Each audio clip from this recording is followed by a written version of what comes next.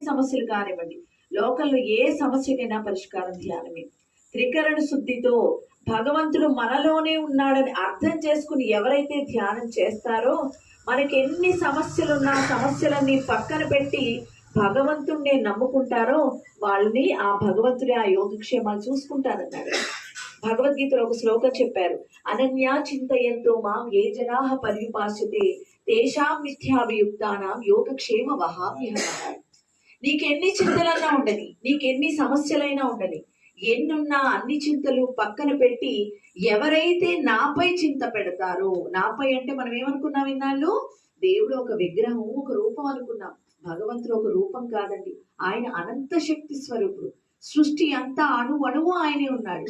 అది శక్తి తెలుసుకుని ఆయన మనలోనూ ఉన్నాడని తెలుసుకుని ఎవరైతే ఆత్మను ఆశ్రయిస్తారో వాళ్ళ యోగక్షేమాలన్నీ నేనే చూసుకుంటానన్నాడు.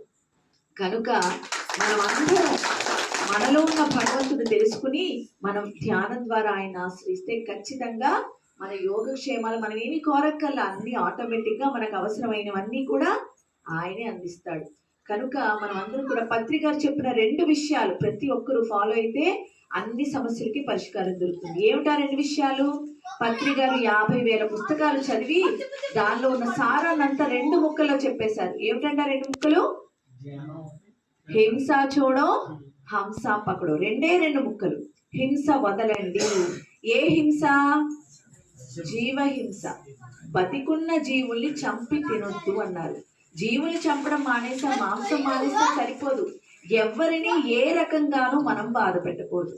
మాటలతో చేతలతో అవమానించడం, కించపరచడం, మోసం చేయడం, దొంగతనం చేయడం, లేకపోతే పక్క వాళ్ళది దోచుకోవాలని చూడడం, ఇలా ఏ రకంగానూ పక్క వాళ్ళకి కష్టం, నష్టం, బాధ కలిగించకుండా ఎవరైతే ఉంటారో వాళ్ళు హింసను వదిలినట్టు.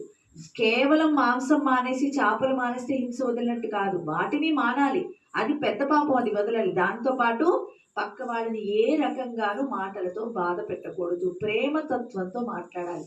ఒక్కటే గుర్తుపెట్టుకోండి, మనలో ఏదైతే ఆత్మ ఉందో ఎదుటి వారిలోనూ అదే ఆత్మ ఉంది. అహం బ్రహ్మస్మి తత్వమసి అన్నారు. అహం బ్రహ్మస్మి అంటే నేనే ఆత్మను, నేనే పరబ్రహ్మను. తత్వమసి మీరు అదే అయి ఉన్నారు అంటే ఎదుటి